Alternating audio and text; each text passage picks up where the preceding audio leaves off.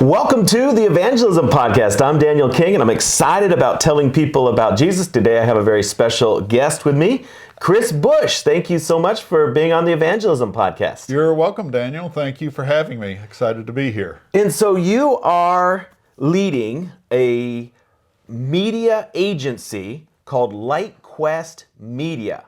Can you tell me, what does a media agency do for ministries? Sure. A media agency, they can do a number of things. What we do is we help people multiply their message through media, and that can be through broadcast, television, and radio. That can be through print, books, magazines, etc., or that can be through the internet, which has opened up a whole new realm of possibilities for people to multiply through media. And so how did you get started doing all of this work in media? Oh, man. So I like to think that my start in media was when I was around 4 or 5 years old, and a guy named Oral Roberts would come on our black and white Zenith television at home, and I would see him on Sunday mornings, and I was just spellbound, not only by his preaching, but when he would pray for the sick, and people would get healed, and you'd see it right there, on television.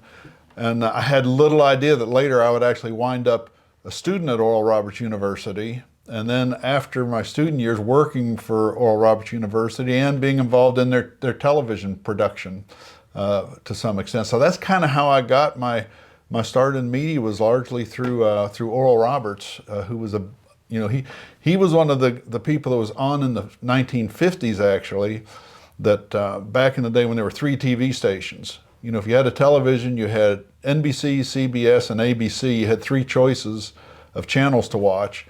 And Oral was there on Sunday morning on one of those channels, and so he became very well known and very popular through television in the day. And Oral Roberts was very innovative in his use of media. He Absolutely. was one of the first ones to go on television. He was the first to have a national show.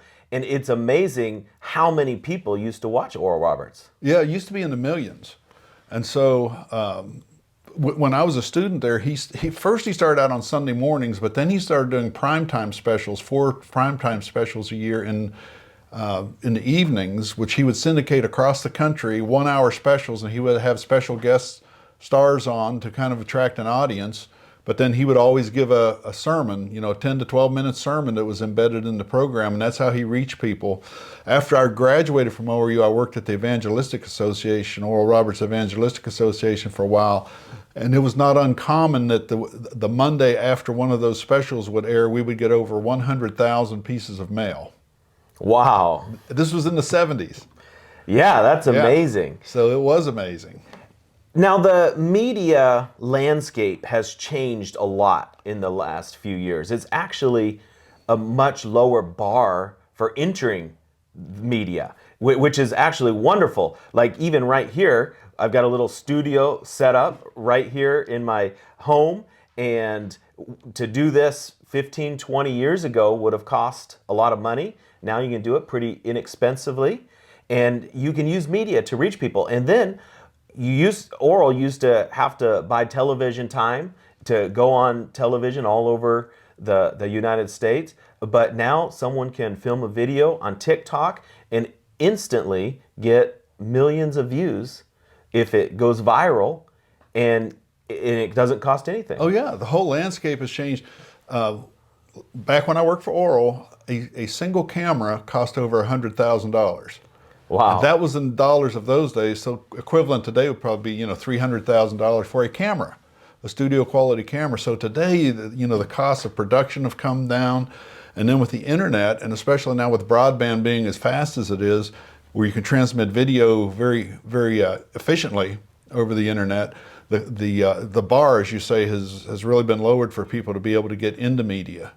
And so it's really the shifts in media. We like to say that mass media has lost its mass, because it used to be media was controlled by a few giant corporations, and they kind of decided what everybody got to see. And now, as the bar has been lowered and more people have gotten into it, people can choose what they want to see. And somebody who has a message and wants to get that message out, the ability to do that. Now, the financial bar to get over is not nearly as steep as it was back in the day. So it's an exciting time. I mean, everything has changed rapidly with technology. Media has probably changed faster than anything. And I think it's the most exciting time to be involved in media in the history of media. Perhaps in the history of history, I don't know. Yeah. And so what has your organization done to adapt to the change and help ministries to reach people for Jesus? Because I think ultimately the goal of every evangelist is to lead more people to Jesus. Yes. Whether it's through television or TikTok or through doing Facebook posts. I mean, people, as evangelists, we want to lead people to Jesus. And so what have you done to help ministries, and then how have you adapted to the changing times? Yeah. As you know, as an ORU grad, one of Oral's premises was going into every person's world. And so media just provides us with that ability to really, truly go into every person's world without having to physically be there and in their presence in order to do that. So what we've done, we really started out more as a traditional media agency, broadcast. So tell us what would a traditional media traditional media or legacy media would be more like television, radio, broadcasting. What we call linear television. Linear television is where you have a set schedule and you had to tune in at that time on that channel or you missed it.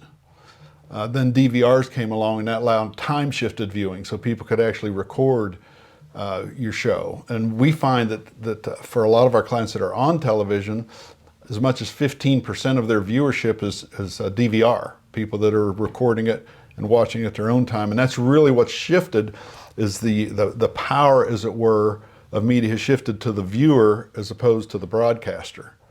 The viewer has a lot more control now over what they watch, when they want to watch it.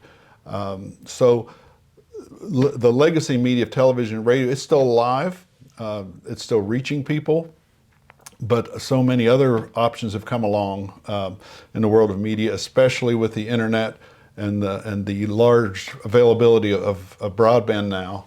And I didn't quite believe that as many people would be watching video on their telephones when smartphones came out, some years back. I thought that's a little bit of a stretch that somebody's going to go from watching on a big screen like this to this thing. But it's amazing how people have adapted, and especially the younger generation. And, now they can watch what they want, when they want, and it's right there in their hand, and they've got the earbuds in. And that's the new face of media.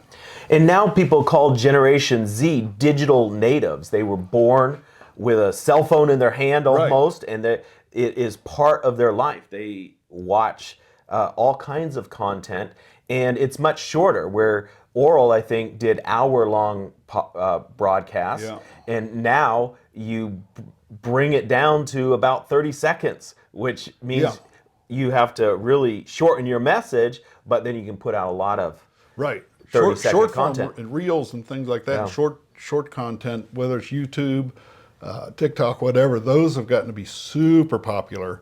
And what we find is that people who are able to produce some of that. In fact, a lot of times people will take, a pastor will take his sermon and have somebody go through it, and they can find those little, clips of 30 to 60 seconds or something that they can put up as shorts and then have links to the full message. And so it gives you a chance to begin to develop a relationship with somebody through those short messages. And then you always want to have the ability for them to go beyond that. You don't want to just stop there. You want to have links for them to follow from that short message. If you like this, there's more, you can hear more here. And you can kind of grow the interest and grow the relationship that way. Now you represent a variety of different ministries, some very large ministries. Mm-hmm. What are you advising them to do, and how are you helping them right now? Well, Jesus said go into all the world, right? Yeah. And Oral said go into every person's world. So our thing is that, just every available platform that you can be on and afford to be on, try to be on there, with your message.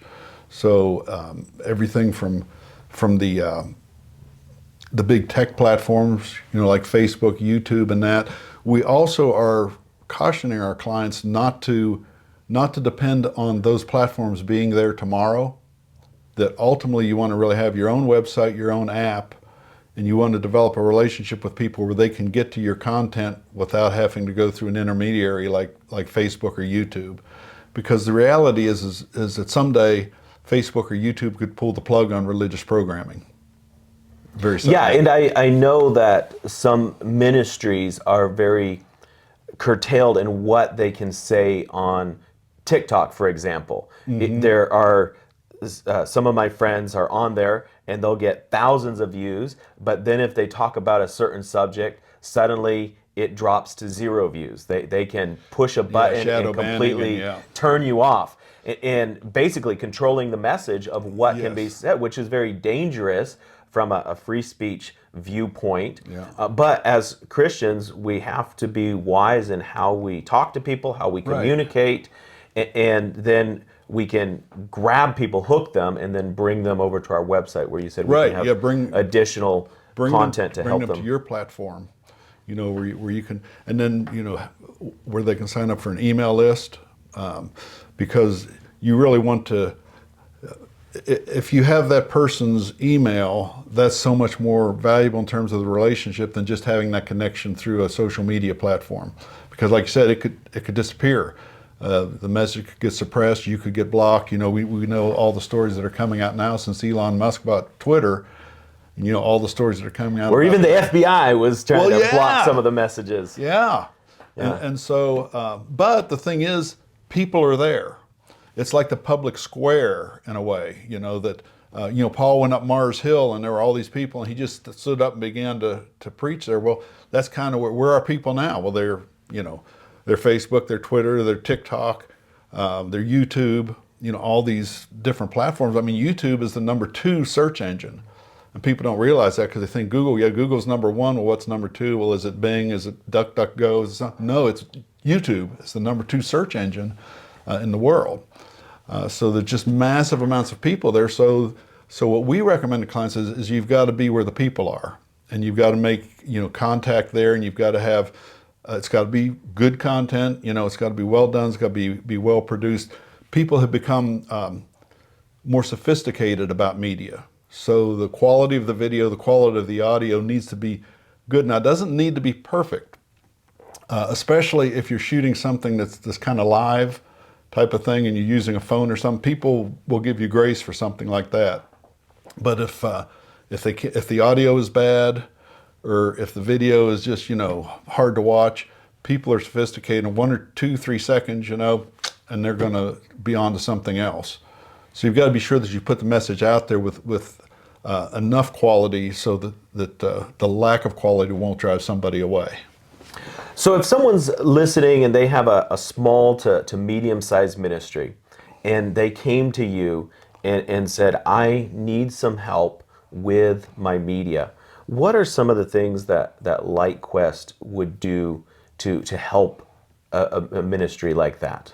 What advice would you give them, or how can you help them out? Well, first thing we want to do is understand what their calling is, and what it is they're trying to do, and what their purpose, what their mission is. And then we try to work within that. I mean, we don't have like a cookie cutter thing where, okay, here's what everybody else does, and so therefore you should do this. So it's really important to understand somebody's mission, who they're trying to reach. For instance, we have a number of clients who really focus more on the United States as their mission field. We have other clients who are in the United States that don't do any media in the United States. They spend all of their media budget in certain foreign countries, and they may even have a particular country that they feel a calling toward, where things are focused. So understanding that type of thing, understanding the mission and the calling is really important. And then it's just a matter of developing a strategy. And this is where I also see, whether it's in ministry, business, whatever, a lot of times people can be a little bit helter-skelter, and well, let's try this. It's really important, I think, to have a strategy, and that strategy can and will change over time. We've seen how technology, advancements in technology, you better change your strategy as technology advances. But you still need a strategy. You still need to kind of have an idea, okay, we're doing this, we're doing it for this reason, and be very purposeful and intentional about it. And so you really help people to develop that strategy, yes, and then to implement it. Right. That's extremely valuable. So if someone's listening and they want to find out more about you and what you do, what's your website? How can they? Our website is lightquestmedia.com. So LightQuestMedia, lightquestmedia.com.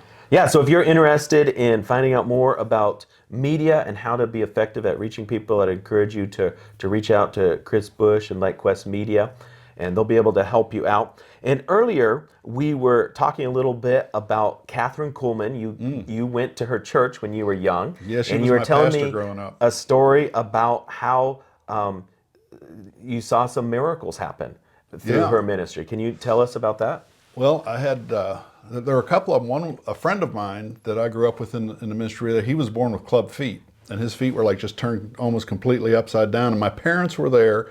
They saw his mother bring him to one of Catherine's services, and they saw his feet and how deformed they were. And then she prayed for him during that service, and his feet became totally normal. And they saw him afterwards. And I grew up with the guy, and his feet, I'm not saying mine are normal, but his were as normal as mine anyway. And then another time, my dad had a really bad back injury from work. And we did not think we would be able to even go to church, because we drove 40 miles from New Brighton, Pennsylvania to Youngstown, Ohio for Catherine's Sunday services. And so we just figured we wouldn't be going because Dad couldn't. And he wanted to go. He was determined to go. So my brother, who's 12 and a half months older than I, we helped him get up off the couch and get into the car. And he was stubborn German, so he was going to drive. And he got there, and he was standing at the back of the auditorium, and he was one of Catherine's ushers. And so somebody had told her, he had been injured. And at one point during the service, she called him to come forward. She says, "Is Al Busch here?" And from the back, my brother and I were sitting down on the first couple of rows with what's called the junior ushers, and we could hear from the back, he goes, "Yes." And she said, "Come down here." And he came down the aisle right to the side of where we were sitting. And when he got to about the first couple rows, she said, "Stop." And he stopped, and she said, "Bend over and touch your toes." Well, we knew that he could maybe bend a little bit, maybe 10 or 15 degrees, and that was about it. And he put his two hands up in the air and bent down and touched his toes and was immediately healed and had no back issues from that day. He went to the doctor the next day, and he walked in, and the doctor said, "What happened to you?" And Dad told him, and the doctor was kind of skeptical and all of that, but he said, "You don't need me anymore." Wow, what a wonderful story about what God did through Katherine Kuhlman. What a great woman of God she was. And then you went to Oral Roberts University, and right as you graduated, Oral hired you, and you advanced very rapidly. By the age of 26, you were a vice president at ORU, which is pretty amazing. What was it like being around Oral Roberts? What made him effective as an evangelist? I think what made Oral so effective was that he was determined to obey God.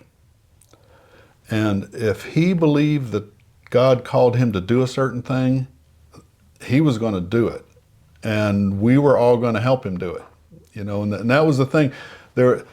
He was open to hear other people's opinions and everything, but when the decision got made, then it's like, okay, we're all pulling the same sled here, and we're all pulling in the same direction. And so he was really a great inspirational leader in that way. He had a great vision.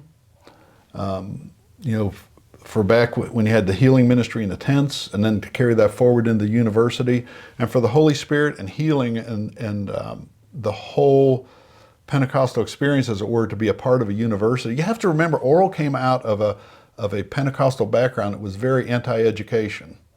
They believed after high school you could go to Bible school, and that was okay, but don't go to university or a college or something like that, because they'll corrupt you. Well, he started at college, so somehow it was amazing.